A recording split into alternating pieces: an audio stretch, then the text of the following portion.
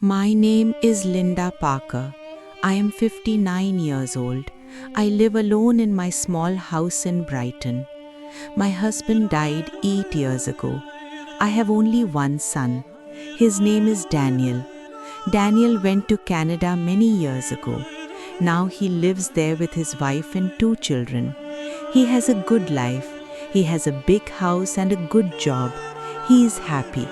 But I live here alone. Every day I wake up early.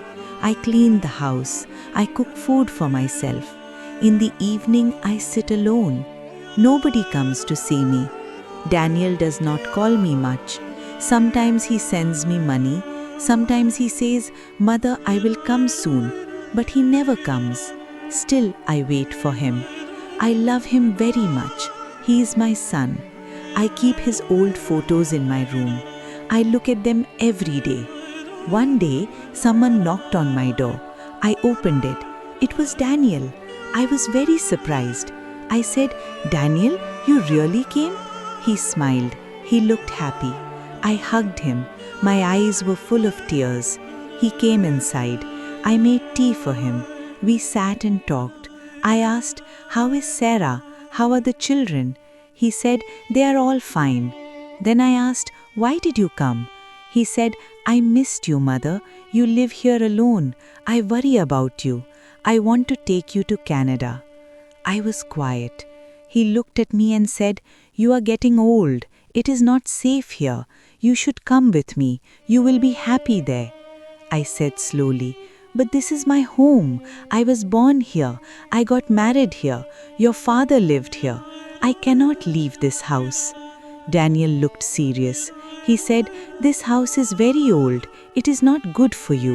In Canada, you will have everything. You will have your own room.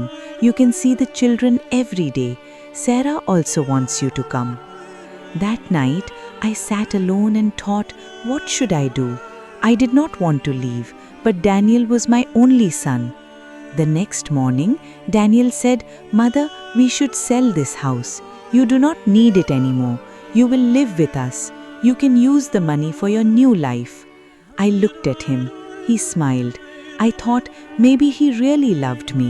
So I said, "Yes." I sold my house. Daniel took all the money.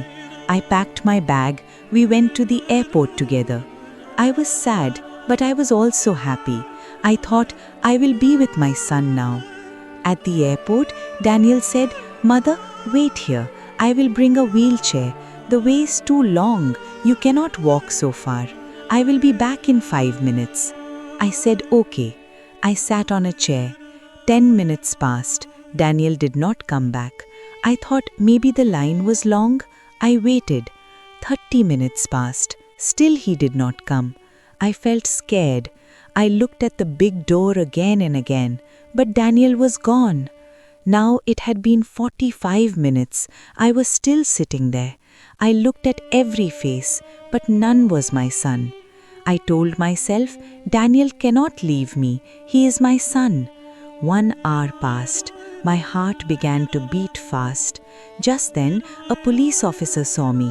He walked toward me and said, "Ma'am, are you waiting for someone?" I said, "Yes, my son.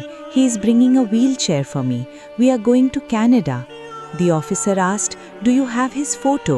I took out Daniel's picture from my bag. I also showed my ticket. The officer nodded. He said, "Please wait here. I will check inside." I said, "Thank you." I waited again.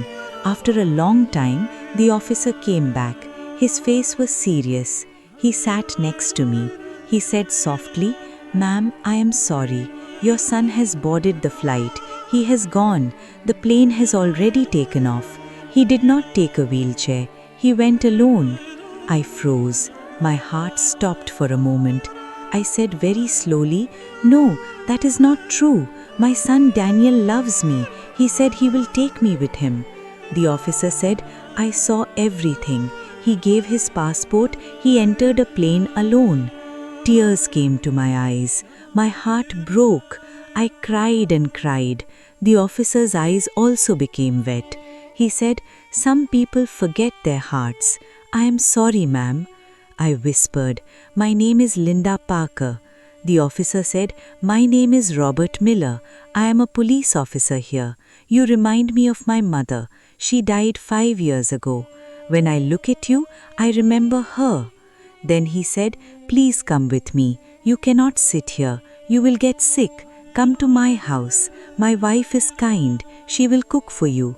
I said, "But I do not want to trouble you."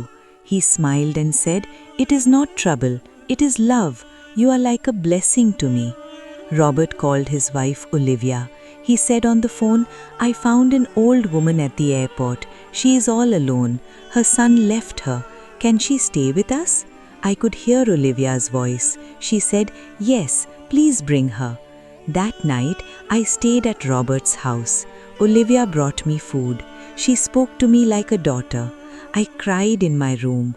I missed Daniel. I missed my house. But these strangers gave me love. The next morning, Robert got a phone call. He went to another room. He spoke in a low voice. Later he came to me.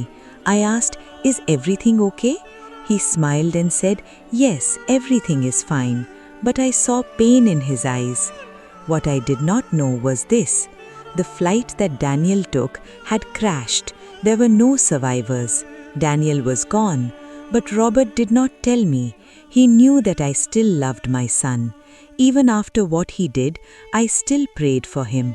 I still hoped that one day he would come back. The days passed slowly. I stayed with Robert and Olivia.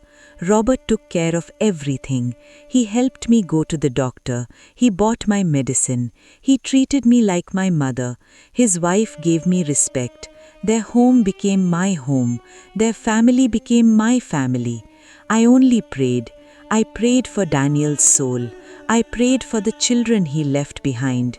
I prayed that no mother feels what I felt at the airport.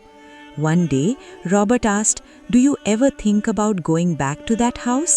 I looked at him and said, "I already lost that house, but I found a new home here." Daniel was gone, but I got the son I truly deserved. I feel grateful. What would you do if you were in Linda's place? Tell me in the comments below. If you liked this story, please like, comment, share, and subscribe.